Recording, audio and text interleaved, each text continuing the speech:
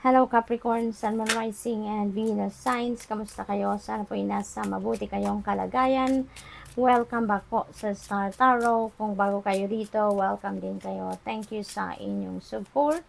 I truly appreciate it. God bless you all. Pauna mensahe ninyo, trap. Ayan. So, feeling siguro ninyo, biktima kayo dito ng kung something, no? Siguro, merong hindi magandang kaganapan dito sa trabaho, sa pamilya, sa mga kaibigan, at feeling ninyo biktima kayo, or siguro na-trick kayo, naloko kayo, na-deceive kayo, something like that, no?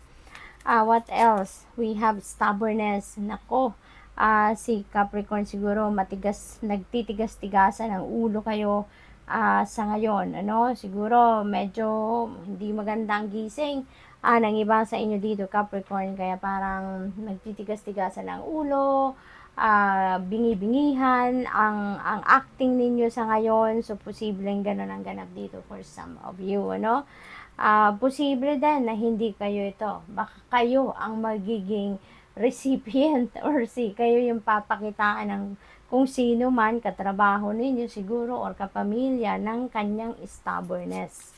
What else? Compromise. Ayan. So, siguro, meron ditong hindi pagkakaintindihan between you and another person, no? Maaring ito yung taong ito. Siguro, magkakaroon kayo dito ng diskusyon, away, meron siguro ditong disagreement, no? Na mangyayari. Kaya, siguro, meron din dito magpapagitna sa inyo, no? Feeling ko dito sa opisina ito na hindi ninyo pagkakaintindihan with another person. So, someone is going to to step in dito sa inyong sitwasyon at kayo ay siguro magkakausap at magko-compromise, no? So, maaaring at the end of the day, magiging magkaayos din kayo. Meron dito synchronicity, double numbers. We have number 77 and number 33. So, I suggest po, pakitignan po ninyo ibig sabihin ng double numbers na to kasi meron itong extra information, inspiration na maibibigay sa inyo. So, basahin nyo po sa Google. Ang dami-dami nang nag-explain ng ibig sabihin ng mga angel numbers. What else? We have number 73, stress. Yan, siguro nai-stress kayo ngayon, Capricorn, no? Siguro dahil dito sa mga pangyayaring ito, sumasakit ng ulo ninyo, naiinis kayo, nabibwisit kayo, nape-pressure siguro kayo, for some reason, at saka hindi na siguro kayo nakakatulog na maayos kasi sa stress, no? At sa ines siguro na nararanasan ninyo. We have coach. Maybe kailangan ninyo dito ng coach, kailangan ninyo dito ng advice, kailangan ninyo dito ng additional information. Siguro isa pa yan. Siguro meron kayong nire-research, meron kayong inaalam, pero hindi ninyo makuha, no? Kung ano man yung impormasyon na kailangan ninyo. So, posibleng ganyan ang ganap. At posible din dito, Capricorn, na meron kayong siguro kinakausap na sa ngayon at humihingi kayo ng advice sa kanya, no? Possible na ganon. For others of you naman, maaring kayo din ito, si coach. Maaring kayo yung nag-advise sa iba. Kayo yung nag-i-impart ng knowledge ninyo. Kayo yung nag-i-impart ng mga experiences ninyo in life, no? We have protest. Ayan, nagpo-protesta, nagrereklamo. Siguro ang iba sa inyo dito or siguro meron kayong mga katrabaho nagrereklamo. Maaring sa inyo nagrereklamo or kayo yung inirereklamo. So, it could be anything, no? Depende sa inyong sitwasyon. Blessing, napakagandang turnaround ng energy dito. Meron kayong mga biyayang makakamit sa ngayon, ano? Meron ditong fulfillment, kaya magiging masaya kayo dito in the end, magiging masaya kayo dahil sa mga biyayang ito. Mararamdaman ninyo ang fulfillment ng sitwasyon. Meron siguro kayo ditong pinagtatrabahuan, pinagsisikapan, something, no? Wherein doon ninyo nilalagay ang inyong effort. At ngayon, ito talaga ay maano nyo na, makakamit nyo na ang fulfillment, no? Ma-achieve nyo na. What else? We have strategy. Yan, nagpaplano. Siguro kayo sa ngayon. Nag-strategize. At maaaring mayroon kayong project or enterprise or plan na gusto ninyong isakatuparan, no? Sa mga susunod na araw or mga susunod na weeks, no? At kailangan ninyong pagplanuhan ng maigi yan. Maari din, isa yan din sa ikinai-stress din ninyo. Kasi siguro baka may timeline kayo na sinet para sa sarili ninyo kung kailan dapat na mangyari, no? Ang dapat na mangyari. We have schedule. Ayan. So, siguro, kailangan ninyong i-organize, iplanuhin ang mga gagawin ninyo kasi para hindi kayo nai-stress, para hindi kayo napupwersa na talagang gawin ang lahat ng sabay-sabay, ano. So, pagplanuhan ninyong maigi, schedule ninyo ng maayos para ma-divide ninyo yung oras ninyo, para alam ninyo, 'di ba, kung ano yung ipa-prioritize ninyo at ano yung hindi. What else? We have commitment. Ayan. So, siguro, mayroon na kayong commitment, no? Nag-commit na kayo sa isang tao dito. Siguro may promise na kayo na kung anong araw, anong date. Kaya ngayon, parang napipressure kayo, no? So, siguro, magpipirmahan na kayo dito ng kontrata. Meron na kayong pipirmahang agreement, no, with the person kung saan man kayo nag-promise. So, good luck, Capricorn, and that's all I have for you for today. Thank you for watching. Love and light. Namaste. Hello, Virgo, Sun, Moon, Rising, and Venus signs. Kamusta kayo? Sana po nasa mabuti kayong kalagayan. Welcome back po sa Star Tarot. Kung bago kayo rito, welcome din kayo. Thank you sa inyong support. I truly appreciate it. God bless you all. Virgo, pauna mensahe ninyo, aid. Siguro nangangailangan kayo ng tulong sa ngayon. Kailangan ninyo ng kindness, compassion ng ibang tao. Maybe kailangan ninyo ng suporta from other people in any form.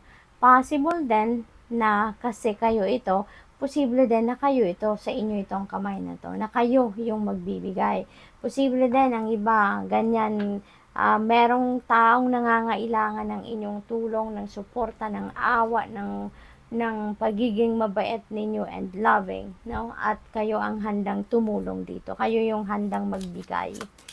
You have schedule sa sobrang busy ninyo, dami ninyong inaasikaso, dami ninyong ginagawa. Kailangan ninyong i-organize, no, ang sistema ninyo para nang sa gayon hindi kayo nai-stress, hindi kayo nag-aaligaga at hindi kayo all over the place, no, ang isip ninyo, ang attention ninyo. Kaya pagplanuhan ninyong mabuti. Okay? We have calm. Ayan, kalmahin ninyo ang inyong sarili, no? As much as possible.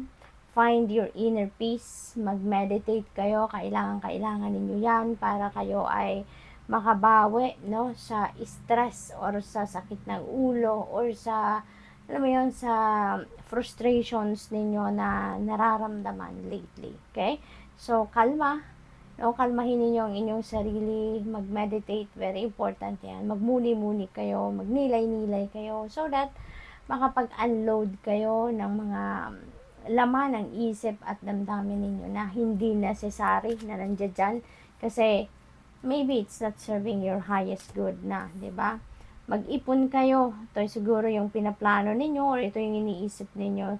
Save for your future, no? Save for your financial future, Virgo. Sikapin ninyo na makapagtago kayo ng pera para sa iyong retirement, no? Maaari din ang iba sa inyo dito is saving money for a big purchase, no? Siguro meron kayong bibilhin na malaking bagay, maaring sasakyan, bahay, lupa, or kung ano pang mga appliances, siguro, maybe yun din ang pinag-iipunan ninyo.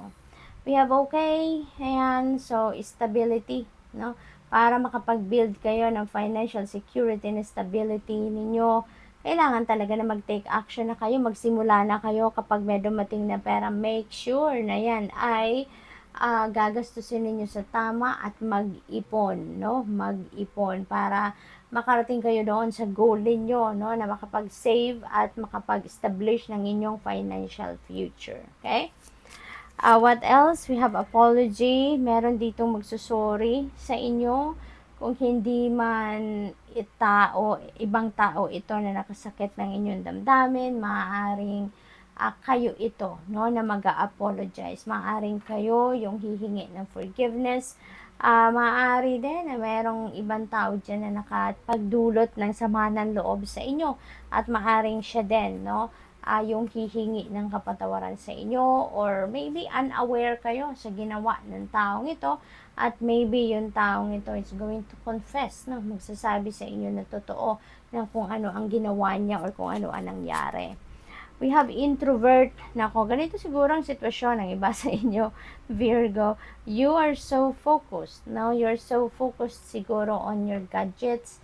Nasa online community kayo lagi, rather than talking to your person, or rather than talking to your family members, no? Siguro nagkukulang na kayo ng oras para sa kanila, kasi maaaring tutok na tutok kayo sa inyong cellphone, sa inyong iPads, computer, no? We have adventure. Ayan, maybe itong kailangan din ninyo sa ngayon, ano, na mag-adventure, sumubok ng mga bagong bagay. Maaari din na ang gagawin ng iba sa inyo dito is literal na adventure, na gusto ninyong magbiyahe, gusto ninyong mag-travel to somewhere na you've never been before, na gagawa kayo ng mga activities dyan na you've never done before. So, exploration time ito para sa iba sa inyo dito, siguro, Virgo. We have accident, mag-iingat po kayo. Okay? Mag-iingat kayo sa mga ginagawa ninyo sa bahay. Di ba? Kasi ang aksidente kahit nasaan ka. Di ba? Kaya extra careful kayo. Extra careful sa inyong mga ginagawa. At saka extra careful din kayo, lalong-lalo na kapag lumalabas kayo ng bahay, tumatawid, titingin muna, 'di ba? Magkabilang side, kung nagda-drive kayo, extra ingat din kayo. At saka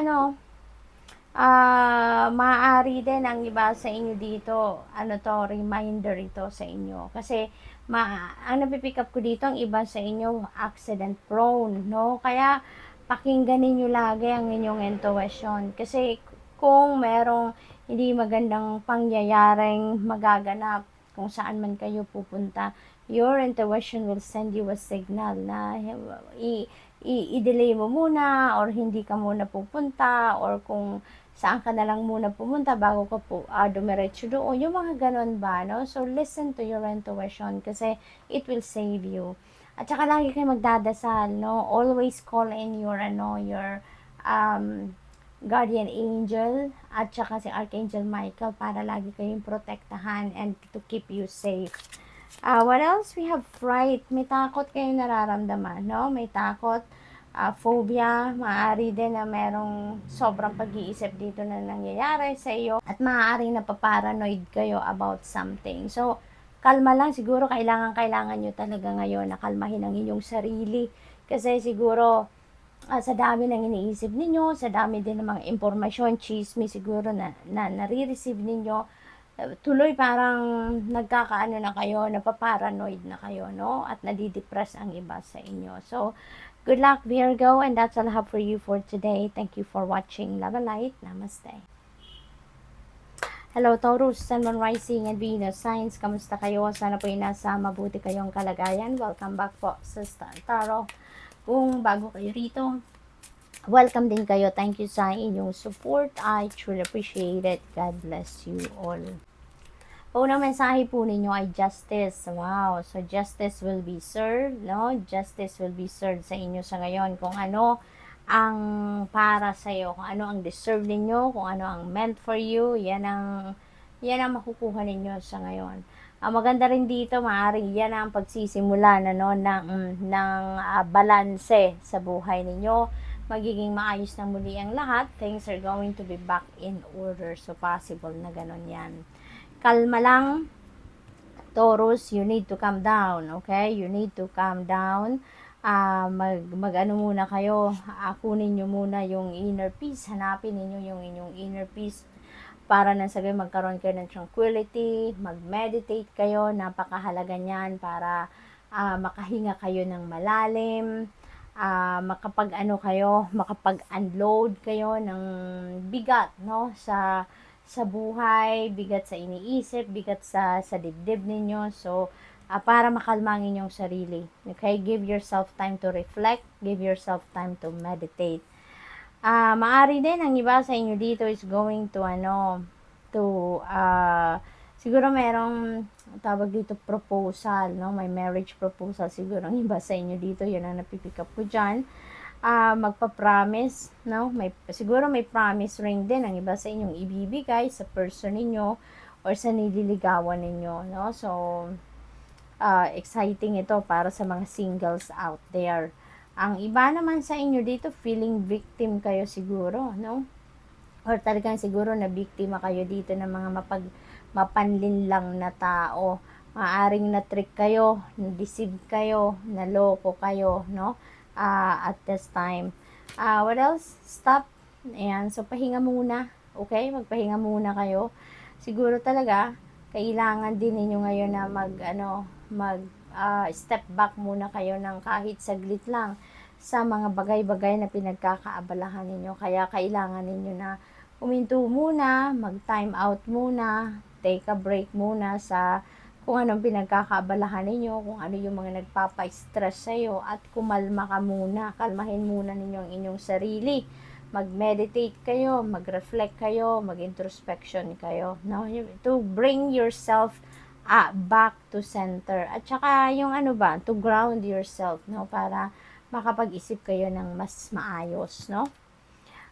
It's okay, it's okay, everything will be okay, no? Yan ang napipick up ko dito. Kailangan nyo lang na tumigil muna, magpahinga, para makalma ninyo ang inyong sarili. Maibalik ninyo muna sa sentro ang sarili ninyo, and things will fall into its right place. Everything will be okay, kasi kapag nakakapagpahinga ang inyong katawan, pati na rin ang inyong isipan, so mas makakagaan yan sa inyong pakiramdam, makakaluwag-luwag yan, sa inyong pakiramdam.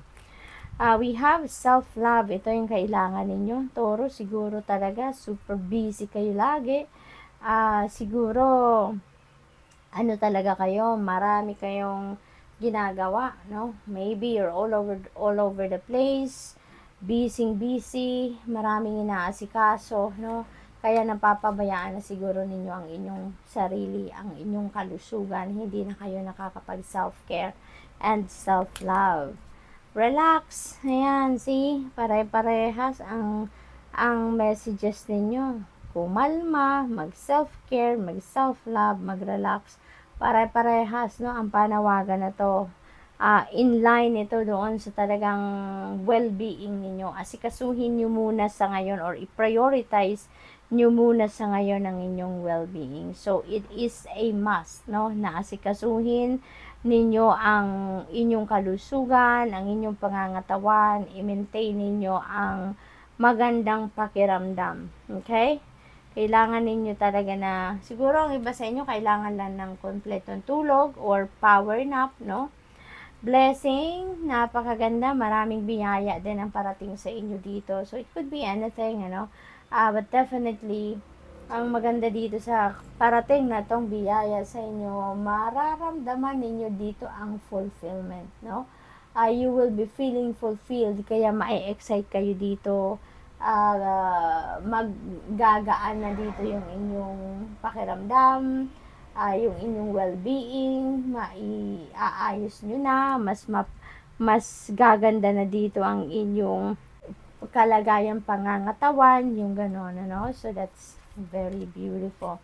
Family, focus ninyo sa ngayon, magiging focus ninyo ang pamilya, no? Siguro, immediate family ninyo ito, no? Kung may sarili na kayong pamilya, yan ang focus ninyo sa ngayon. Maybe, may mga bonding moments kayo, mamamasyal kayo, or maybe, kahit sa bahay lang, may mga activities kayo na talagang makakapag-bonding kayo ng buong pamilya ninyo. Kung wala pa naman kayong sariling pamilya ninyo, maaaring ito kasama ninyo yung mga kapatid ninyo, mga magulang ninyo, maaaring kayo din magbabanding, you're going somewhere, maaaring ganun, or meron kayong gagawin para at least, you can spend time together dito sa kahit sa bahay lang. So, good luck, Taurus. And that's all I have for you for today. Thank you for watching. Love and light. Namaste.